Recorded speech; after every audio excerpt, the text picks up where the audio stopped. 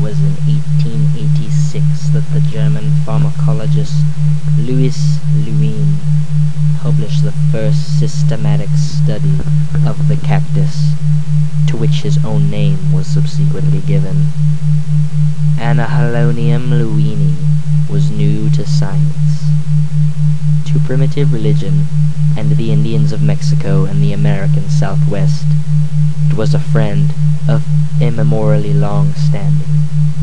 Indeed, it was much more than a friend. In the words of one of the early Spanish visitors to the New World, they eat a root which they call peyote, and which they venerate as though it were a deity. Why they should have venerated it as a deity became apparent when such eminent psychologists as John Seck, Havelock Ellis, and Weir Mitchell began their experiments with mescaline, the active principle of peyote.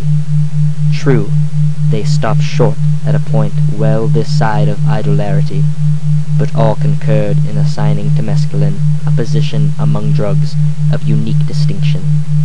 Administered in suitable doses, it changes the quality of consciousness more profoundly, and yet is less toxic than any other substance in the pharmacologist's repertory.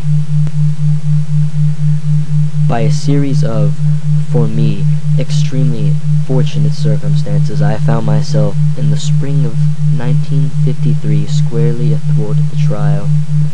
One of the sleuths had come on business to California.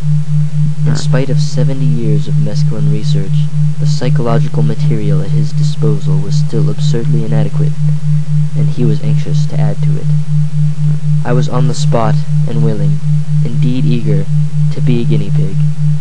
Thus it came about that one bright May morning I swallowed 4/10 of a gram of mescaline, dissolved in half a glass of water, and sat down to wait for the results.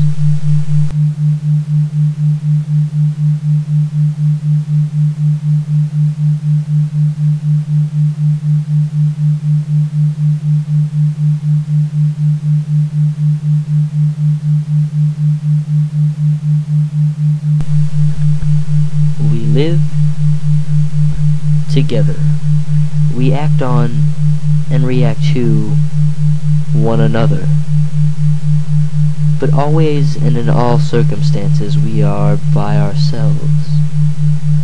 The martyrs go hand in hand into the arena. They are crucified alone. Embrace the lovers desperately try to fuse their insulated ecstasies into a single self-transcendence in vain. By its very nature, every embodied spirit is doomed to suffer and enjoy in solitude. Sensations, feelings, insights, fancies, all these are private and except through symbols, and at second hand, incommunicable. We can pool information about experiences, but never the experiences themselves. From family to nation, every human group is a society of island universes.